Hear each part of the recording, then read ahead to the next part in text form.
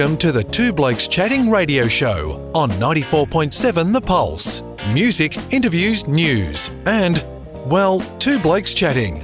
Now, here are the two blokes. Now, when you're a football commentator, and I use the term very, very loosely, it is inappropriate to have favourite players, because if you do that, you tend to be a bit, when you're calling them, you do special things. So It's great to be able to welcome Nana June's granddaughter, Kate Darby. Welcome to Two Blokes Chatting.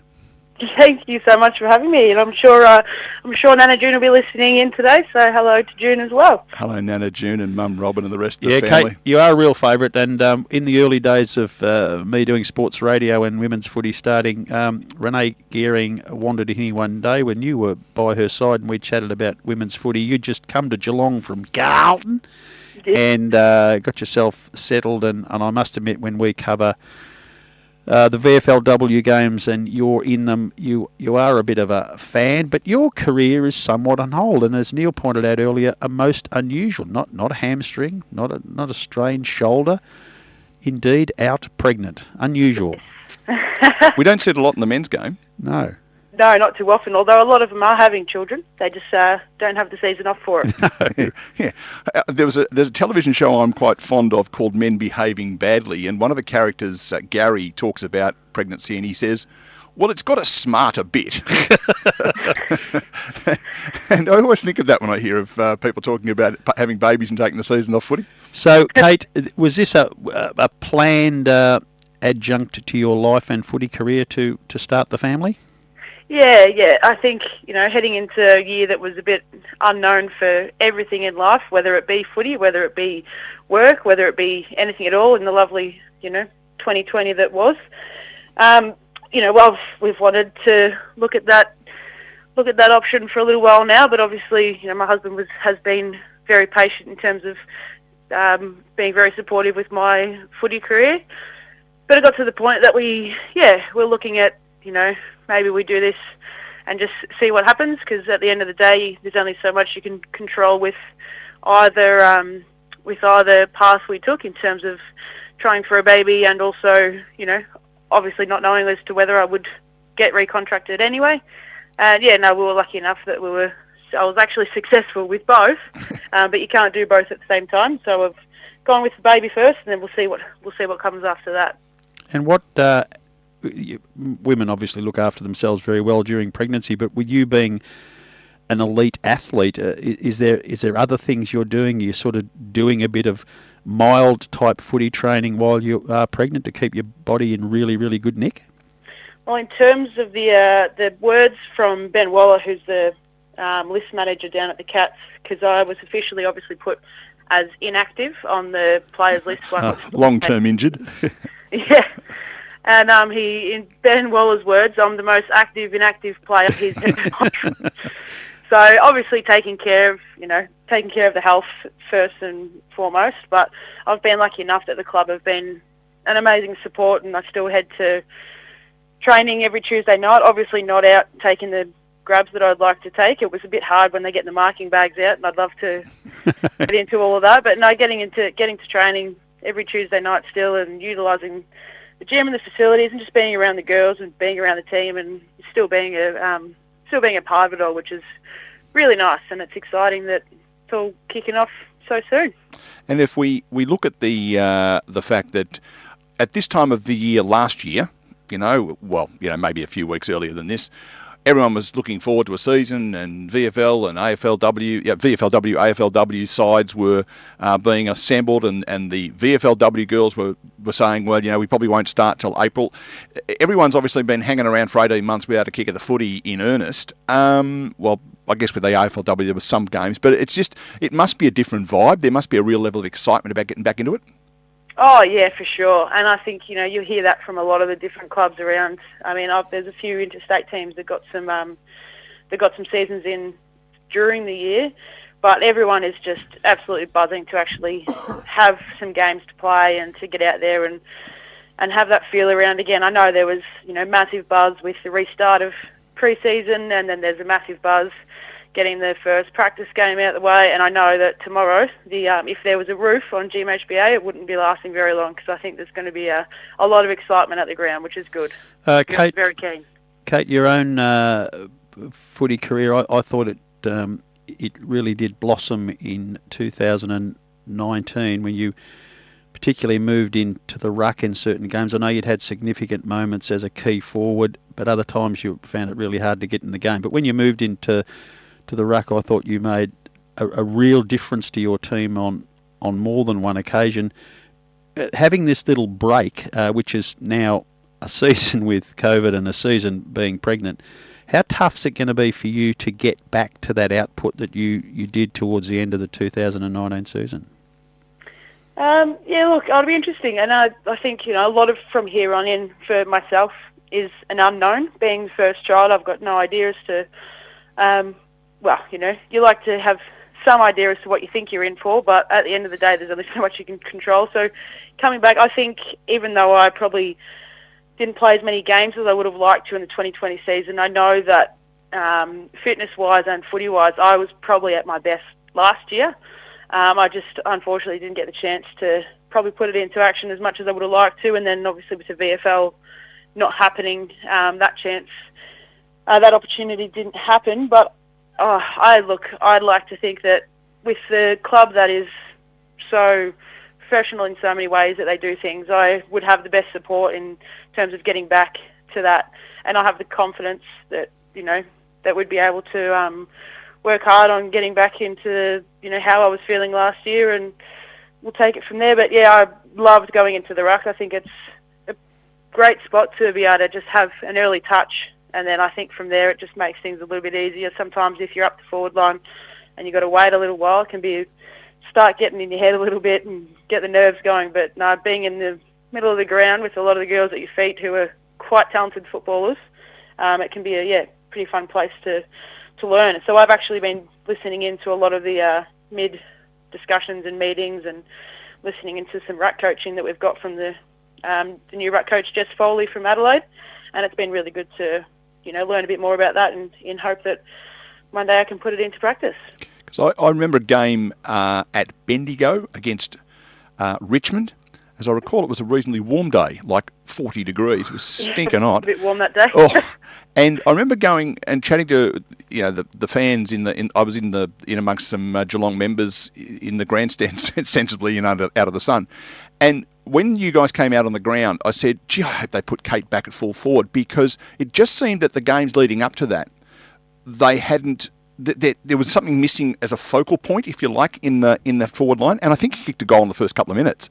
At which point I managed to acknowledge the people around me, saw the bloke knows his stuff. But it just seems that if you're going to play ruck, there needs to be someone else step up to the plate to be a focal point. Is there someone that jumps out at you that you go, yeah, that's the person?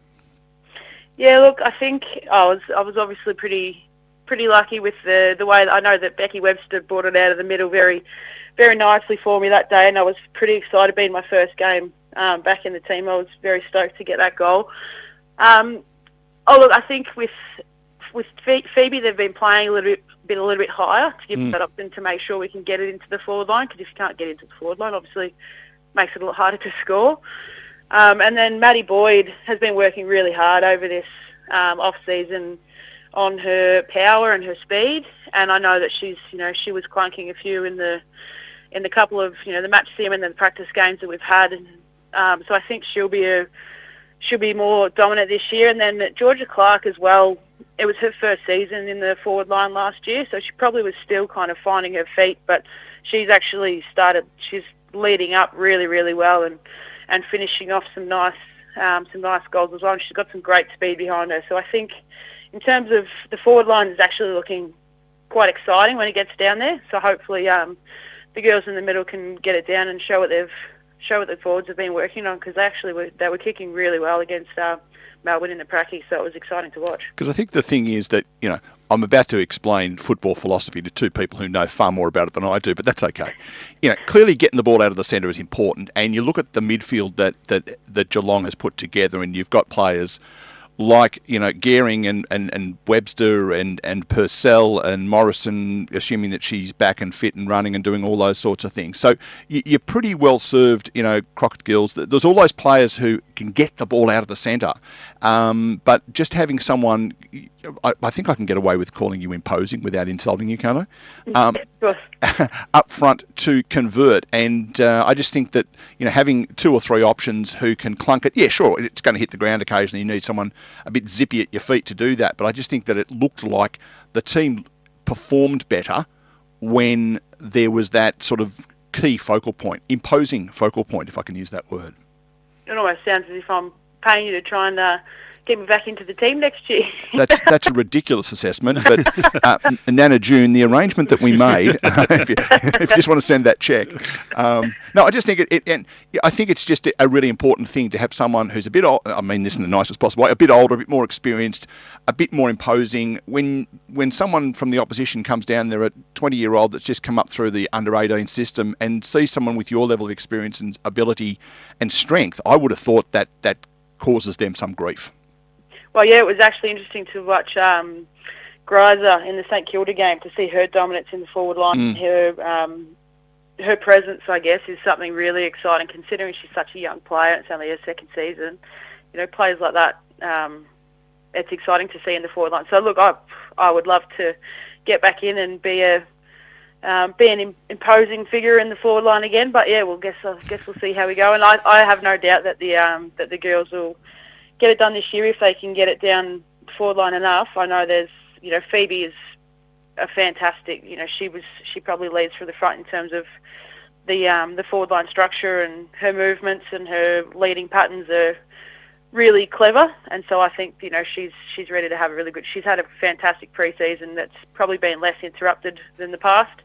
So I think she's keen on getting out there and really making herself known to kicking some snags. Kate will be handing out the joys of motherhood brochures. Phoebe, hey, take one of these, Georgia. There's a couple of names that have popped up already, but I just want to get a bit more detail on them. Totally opposite types, but real favourites of ours. Renee Gehring, who was a late starter to the game after a well-known decorated netball career, is probably at an interesting stage in probably past the age of 30. Still a very good player, but there's these well-trained, well-organised young players coming into the squad now, putting an enormous amount of pressure on her, and one of them, of course, is Nina Morrison. How are those two going for totally opposite reasons, that their career's not necessarily in the balance, but after 2 knee recos for Nina and Renee being chased by all these young'uns, how are they going at training? Yeah, well, I think Renee being chased by young'uns is probably the best thing for her, because she loves a challenge and she loves to bring it up to the young girls as well. And I remember the pracky that happened not last weekend, the one before. I think it was not even 2 seconds into the game, and Renee did this massive tackle on one of the Melbourne players, and that just set her up for the game. She was all over it, and like, her tackling is second to none, and her attack on the game and her ability to prepare for games so well. Like, I think Renee's still got a lot left in the tank, so it'd be interesting to watch this year. She's also worked a lot on her field kicking as well, so she'll be definitely one to watch with her pressure, whether she's up forward, whether she's in the middle. Nina is someone who is actually extremely similar to Renee, as well as they run all the 2K time trials and the shuttles right next to each other, shoulder to shoulder. But Nina, obviously with her knees, she is still on a comeback. I think she's flying as to when she will be back. I'm not sure. There's a lot of people to make a lot of decisions about that, but I can't imagine that they would rush her. She's obviously got a long career ahead of her if they take care of her, but she's looking really good. Really good. Yeah, she's an outstanding outstanding player. That she's number 1 draft pick and all that sort of stuff for obvious reasons. Just a brilliant, well-balanced footballer, and looks at ease. And once the game develops properly and there's 15 or 16 of that type out on the ground, it's going to be a very, very watchable game. I love watching incredible. her. And that's great. great. Off the field, she's just as professional as well, which makes a difference when they have to go through things like she is. Yeah, she's quite amazing. And I concur about Renee's tackling. I think when you stand beside her in real life, she is a slight young lady, but her tackling is extraordinary. I don't reckon being tackled by some of the bigger frame girls would be any less painful than a Renee Gehring tackling. She's a monster in there. Oh, and she just goes from one tackle to another without a split second of thinking time. She's real, like her pressure on the footy is unreal, and it helps the girls a lot around the footy, which is good. And it's exciting. It is. And a question without notice, Kate. Here we go. This is a philosophical question for you. If you think about what we know of men's footy, players who come through the system, they play under 18s, they've been a bit battered in junior footy, they get their way through 31, 32, 33, the very best of them are starting to struggle because of the number of head clashes and body breaks and all that kind of stuff they've done. Women's footy being relatively new and therefore not as, the players who are playing that are past 30 now haven't been playing footy since they were 14 or 15. What age do we reckon, or do you think, that women footballers will be able to go through till, broadly speaking, obviously it depends on each person, but what sort of, are we going to see women footballers playing in their late 30s, early 40s at the elite level? I think there's already one, Cora Staunton, I believe is, I'm not going to try and guess, but I think she's late 30s. Yep. It's funny, it's an interesting one, because I think there's two ways of looking at it. You can either say that their bodies are probably less battered and bruised from, less footy in the earlier days, but there's also the downside of maybe less prepared for the certain movements of football, which in return can relate to things like your ACL injuries or long-term injuries like this. So it is a really interesting one, and it'll be, there's a few girls in our, like we've got a few now over 30. I'd like to say it's the best of us. But yeah, I think a few of the girls last year all went to, a few of the retirees were about 34, 35-ish. So it's, getting to the mid-30s when a few maybe knees or backs or things were giving a few too many issues. But yeah, there's probably a couple of ways of looking at it. And as you said, everyone's going to be completely different in terms of how their body matches up to it. Because there would be people, who, if a bloke does his ACL when he's 32 and he's out for a season, there are people saying, look, he might not even come back. Yeah. There are women in their early 30s now going and taking a year off to have a child, for example, so they're taking the same year out of footy. But I get a sense that they're saying, well, I guess it's not as structural like a knee is, but they're going to come back and they're going to play other years of footy. It just seems to me that the women footballers are going to potentially go older, certainly in the short term. Maybe in 25 years' time we'll be thinking this is ridiculous, but it just seemed to me that might be an option. Yeah, and I think that's probably spot on, that the girls at this stage are probably thinking that they're going to go older than what some of the guys would be, and whether that is because, we've only just started, I'm not finishing after 2 years, or whether it's, that their bodies feel better because of not as much physicality beforehand. There could be a few different reasons, but, there's also that extra, well, not extra, I'm not saying that the guys aren't hungry for it, but our season's only 9 games, so if you think to yourself, all right, I can get myself through that, then there's probably gives you a bit more, sense of hunger that you want to try and give it a crack and see how you go. You're a long time retired, aren't you? Sorry? You're a long time retired. You're always going to err on the side of, I'll give it one more crack. Yeah. Kate, you're not the first person to leave the AFLW system to have a baby, so have you been in contact with others that have to maybe help you map out your plan for leading up to and after the baby arrives, tied in with your footy training and a planned comeback time? I haven't as of yet. I think, if I was to get, post baby being born, and once I'm kind of thrust into that new life that we will have, and then, whether there's conversations with the club and whether they would be interested in discussion of wanting me to come back, then I think that's probably when I'll reach out and be like, what, if they have any tips or anything like that. But I'm really lucky with the support that I have, not only from the amazing club, that they've been really incredible so far, but, also at home with, family and friends and everyone, I know that I'd have some good support if that was to be the case.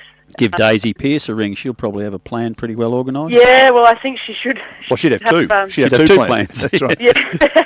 And if, because Elise, that we know as Elise Coventry, and also Anna Teague are in a similar situation to you at the moment, but neither intending to come back to football, I don't think.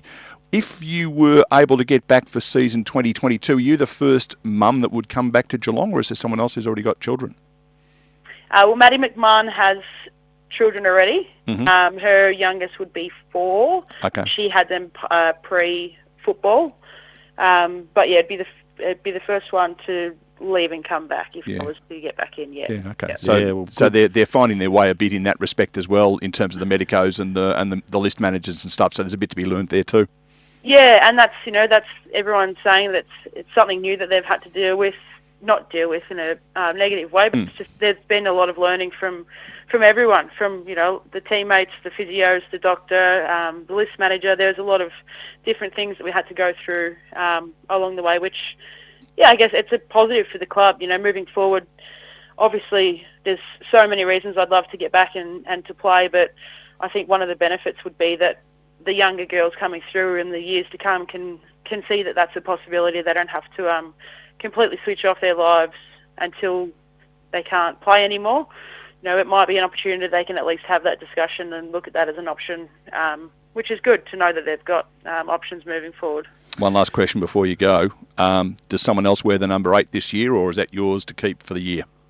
No, the number 8's locked up in the locker at the moment, and if I'm lucky enough to get back in and pull it on next year, I'll be very honoured. Otherwise, it won't be till next year that someone else gets to wear it. So at the moment, she's locked away. The new draftees have their own numbers, and we'll see what happens with the number 8 jumper. We look forward to seeing you wear it, Kate. Good luck with your life choice of bub, and I know it's at a tough time blending family and footy career, but if you've made the decision that you and your husband are comfortable with, then that's clearly the right one, and best wishes to you.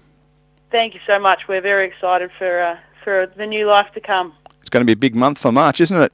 It is. And hopefully, at some stage during the VFLW season, we'll get to have a chat to you in the commentary box on GoFooty.live. That'd be good grouse. fun. Yeah, for sure. No, that sounds like a great idea. All right, let's chat soon. Kate Darby, thanks for joining us on Two Blokes Chatting. Thank you so much. Best wishes. She's a superstar, isn't she? Kate Darby. We love her.